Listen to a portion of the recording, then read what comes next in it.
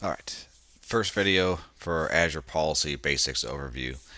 I want to take some time to kind of review fundamental elements of the Azure platform because it's good to just understand, how policies are structured, where they would apply, and that takes an understanding of the platform itself in Azure in order to know kind of how inheritance works and how policies work their way down. So we're going to take a look at some of the basics. It's going to involve these sort of topics. We're going to go over the structure, management group subscriptions, resource groups, resources, how they fit together, exactly in that order. We're going to talk probably a little bit more than we need to about infrastructure as code, specifically because resources in Azure are represented by code, meaning they are represented as JSON objects. And if you'd ever look at Azure documentation and you get into some of the more technical aspects of the documentation, it becomes really obvious that there's a JSON and API backend to just about everything. We're going to talk about that resource configurations, and we're going to get into ARM templates and spend a good amount of time there. Not really into details of how to create them, but what they are and how they interact with that API. Because the Azure Resource Manager is kind of central to policy and how it works, and knowing how objects are represented and how APIs interact with them and how it all fits together will only help your understanding of policies. I realize it sounds like a really technical topic, but I'm going to do my best to cover it in kind of a high level fashion that hopefully makes sense, even if you don't have a lot of knowledge about how to use APIs or web backend, stuff like that. We're going to touch also on Bicep, which is Azure's IAC language, as kind of an alternative to Terraform. We'll just take a quick look at that just to bring it up. And then finally, we're going to look at tagging and how tagging is used in the Azure platform. It's not very complicated. We're just going to talk about it just so you're aware of it, because Azure policy and tagging often go hand in hand. All right, with that being said, let's switch back here to our Edge browser where I've got my demo resource group up already. We're going to start by taking a look at that Azure platform structure that I mentioned. And to start, we're going to want to open up our management group interface because everything starts at management groups for Azure. What a management group is literally just a container. I really think of them in the sense of, because I'm very familiar with Active Directory, I really consider management groups to be equivalent to organizational units for Azure, even though there isn't really identity representation. And if you're talking about Entra, there's administrative units which are completely different but probably more similar. I look at this just from an organizational standpoint. That's how I understand it. Every Azure tenant starts with a tenant root group. This always exists, and I feel like I read recently that when you first stand up your Azure tenant, you don't actually have management groups enabled. I could be wrong there. Like I said, I was reading this just on a post, but you only have to enable it once, and if that was true, I don't even remember doing it on mine or any other tenant. So that might be possible if you're creating something new and you don't see this, but like I said, it's not even worth confirming, because if it is, you do it once and forget about it. But going back to a couple best practice and things to mention about Azure management groups specifically. One, it starts with a tenant root group, but the first thing you should do is create your own company root management group. You'll notice that I have one called DZAB. DZAB is kind of the name of my tenant, my shortest representation I've got there. And the reason I do that, and the reason it's recommended to do that, is because there are oftentimes you have to link permissions or something to the root management group, and if you're using the tenant root group, you are limited in what you can store there. For example, when you create an Azure policy definition, you have to choose where that definition is stored, and definition is tied to a management group. You can't tie it to the tenant root group. So if you don't create your own root group, your own root management group, then you're going to have to tie it to each sub root group that you've got. So if you have a whole tree of management groups, then and they all tie back to the tenant root group, you're going to have to manage policy definitions all over. We'll get into that a little bit later when we talk about policy overview, but it's good to know. First step when you're talking about management group, always create your own root one that resides directly under the root group. And then from there, you can build out your other management groups. Now, I'm going to pull up a reference to Azure's landing zone documentation. If you ever work with Azure consultants, they use this all the time. I'm not going to get into it. Landing zones are a pretty standard thing. But the reason I pull this up is it got this big image here that represents what a regular layout would be for an Azure tenant and what they recommend.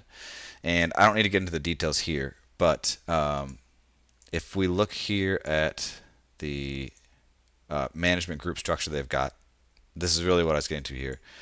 They recommend you have your tenant root group, and the first step, they have Contoso, their domain root group. I bring this up as an example. It's in Microsoft documentation. You want to create your own root group. And then from there, they say create other sub management groups that you can use to organize your resources however you'd like. So with management groups, that's one thing I want to call out. Another good piece of advice is when you create subscriptions, you have to define where those subscriptions go. I don't remember where they get placed by default, but it might be under the tenant root group, which means they're outside of administration or any permissions that you set up in this root that you defined. So if you create your own default management group that's underneath this, you can make sure that you have permissions to it by default because it's created there, and you can use Azure Policy to restrict anybody creating resources, which then forces whoever's creating the subscription to make sure that the first step is that it's moved into the appropriate management group structure. So that's the only other piece of advice I've got for you for management groups. We'll not get too far into it. But underneath the management groups themselves, you have subscriptions. Subscriptions, when you first start out with Azure, a subscription seems like it's a big deal because a subscription is tied to a payment method, however you're paying for those resources. But Microsoft documentation talks about you want to democratize subscriptions, or essentially it's not necessarily uncommon to create a lot of subscriptions to do different sorts of resource management. They do make for a very natural cost barrier. So if you have multiple departments in your organization and those departments have separate cost centers and accounting, and you want to be able to track costs more accurately to the department, you could create separate subscriptions for each department. There's a number of other things you might want to consider for doing it, but I only wanted to bring up the fact that it's not uncommon to create a lot. For a lab environment, I only have 2 here, and really the second one is just for sake of experimentation. So you might not have that many, but that's the next level. So a subscription has to be organized underneath a management group. Next level down from there is a resource group. So if I click into here and go to my resource groups, these are the last container level that you have for Azure for organizing resources. So I've got my Azure Labs resource group that we've been creating everything in this AZ801 series for. Every Azure resource has to reside inside an Azure resource group. Now, there's one unique thing about resource groups, well, a couple of unique things that don't exist for management groups or subscriptions, and that's specifically that they have a location in Azure. Subscriptions and management groups exist outside of the idea or the concept of location, but a resource group exists in the region you define it. Now, that ties directly back into because resources have to be created in a resource group. Resources also have a location. Let me hide my camera really quick. You'll see that these have East US. Your resource location does not have to match the location of the resource group itself. These can be different, but the resource group has a location, resources have a location, and it's kind of fundamental to know. Now, you might be wondering, what does this have to do with Azure Policy, and why do I need to know this? Everything we talked about, apart from, well, even the resources, actually, you can do, are used for a couple of different things. One, you can assign Azure Policy to any container level that we mentioned. You can assign them to resource groups, you can assign them to subscriptions, and you can assign them to management groups. And policies will always inherit down.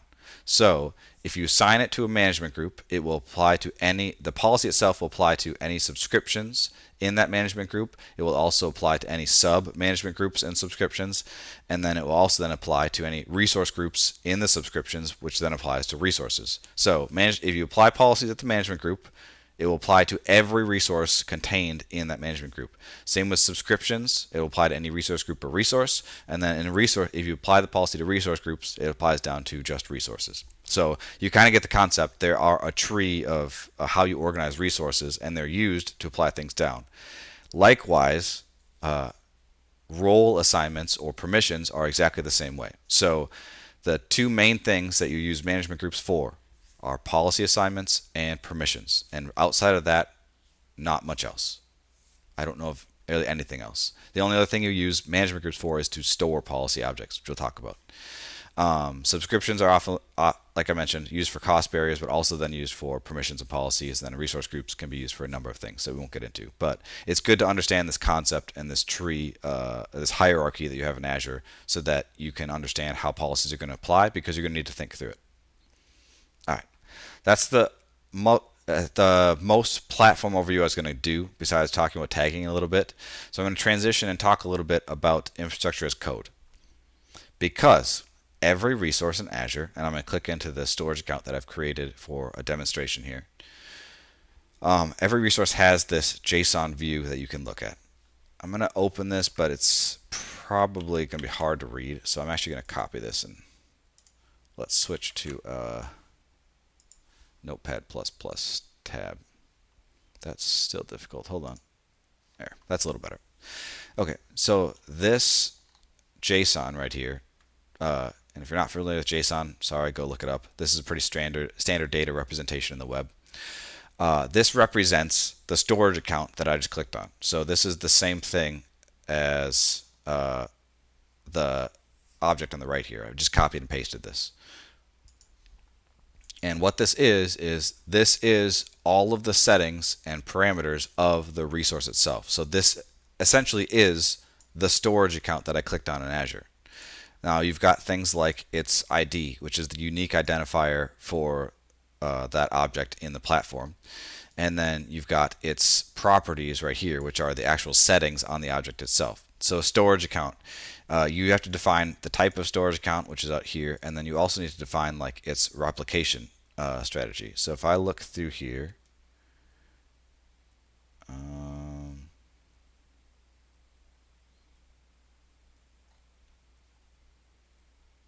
oh, that's in the SKU. So this is what I was looking for, the local redundant storage. You have to define that first. But other settings that it's got that are defined here, it does not have to default to OAuth authentication. Its minimum TLS version is 1.2. For the network settings itself, default actions allow, meaning it doesn't have a firewall rule applied. Otherwise, default action would be blocked, and then you have more network rules here. Support HTTPS traffic only. True. So you kind of get the idea by looking at this. These are all the different properties and settings that make up that object itself.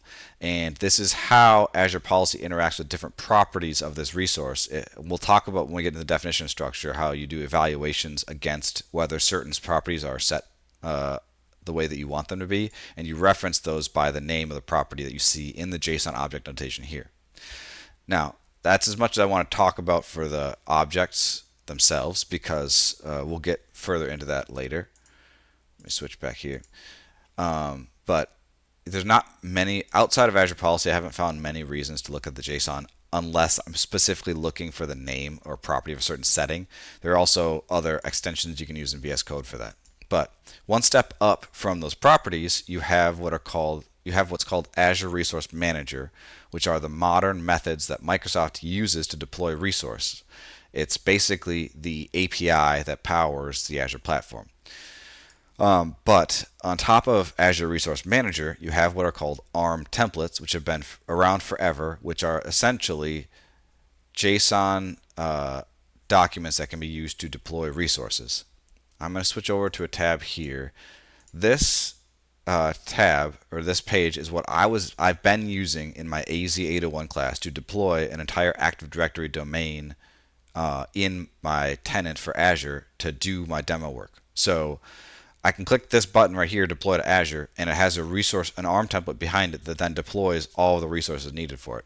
But I'm not going to do that now. I just want to show you the code representation because it's an ARM template. So if I click in here, this Azure Quick Start template repo has a whole bunch of predefined ARM templates or bicep templates that you can use to deploy the resources in your Azure tenant. And if I click on this Azure deploy.json file, this is the actual ARM template that's used to deploy Active Directory. Now this is a really complicated one, so I pulled up a separate one here. This is just used to create a subscription. in Azure. And going over a couple of these properties, you have the parameters, right? These are the variables that might change in your deployment that need to be defined. But down here you have the resources that are created. In this case, the type is a Microsoft subscription / alias, which I guess is a subscription in Azure. And then you have the different properties that are defined in the template as well. Now, to tie this all together, this is just a JSON structured object, right? That you would then deploy as a template to your, and it would create the resources in Azure. But this template is based on the actual APIs themselves, which this is the ARM API reference. So this is the REST API reference for Azure.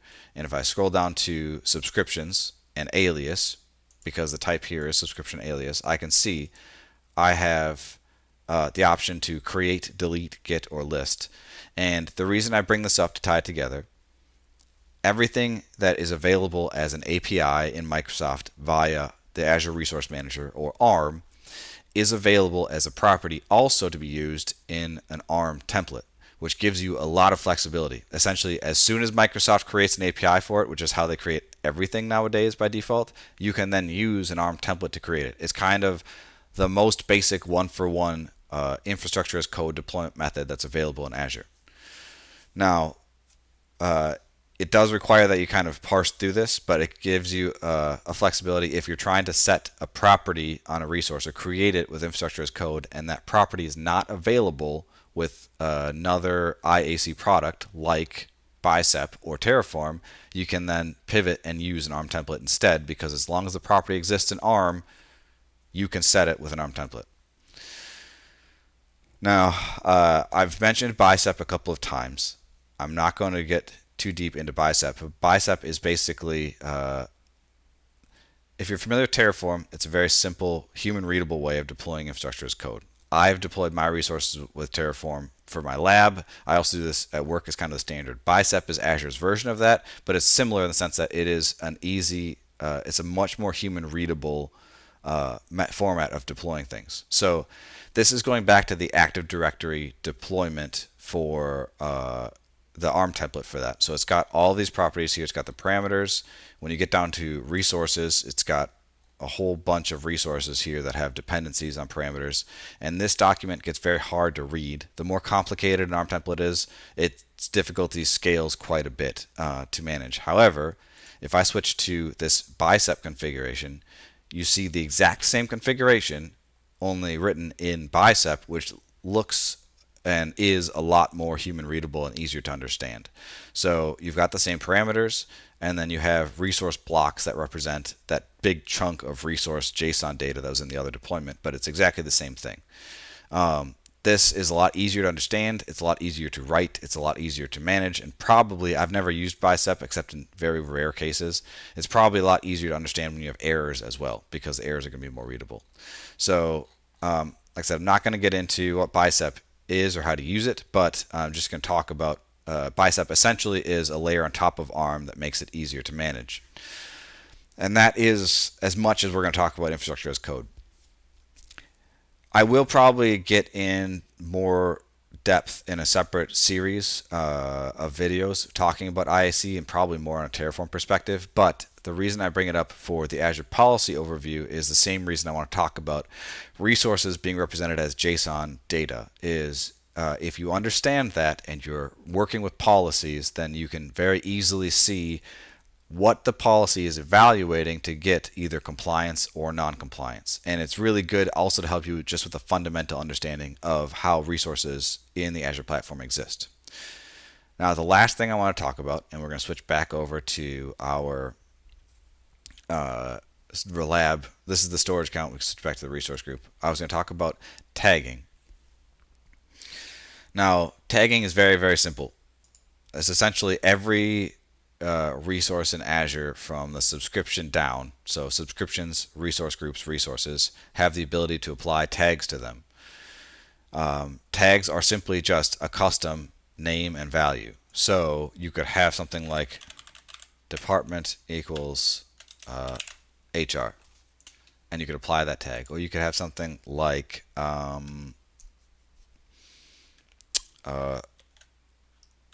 owner of the resource is me. And you can define this however. Now, if you create these tags and apply, it does two things. One, you can use tags to do cost analysis, so you can like look for the price or the cost that you're paying for any resource that has a certain set of tags. So if you have this department HR tag applied to a whole bunch of resources, you can then generate cost reports based on any resource that has the department HR tag value, because it's just a name and a value, right? So that's one fundamental reason you want to do tagging.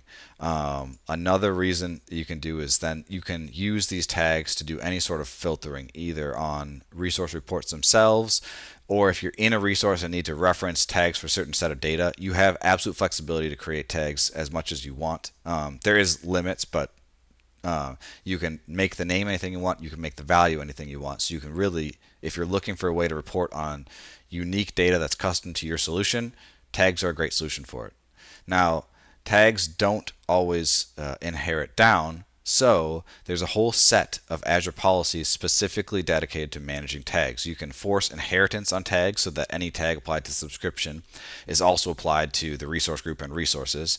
You can require that tags are set. So you can say, I am going to require that all resources have a department tag. Now, I don't require what the value is, so it's up to whoever's creating the resource to specify what department that is, but it needs a department tag. So, especially if you're using tags for cost analysis, like we mentioned, requiring the tags for those costs is really important, because then you can validate that every resource has them. And tags, because they follow a standard format on every resource, meaning every resource that's created, their JSON representation of that resource always has the exact same tag, name, and format. You can do policy evaluations against all resources versus needing custom policies for individual resource types, which we'll get into a little bit later. So tagging is kind of a standard platform management activity, and it's kind of central to a lot of things and directly applies to Azure Policy, which is why I wanted to specifically call it out here. That's as much of an overview as we're going to get into for the Azure Platform. There's a lot more we could do, obviously, but this isn't an Azure Platform series. It's an Azure Policy series, so I'm focusing on the things that directly interact with policy.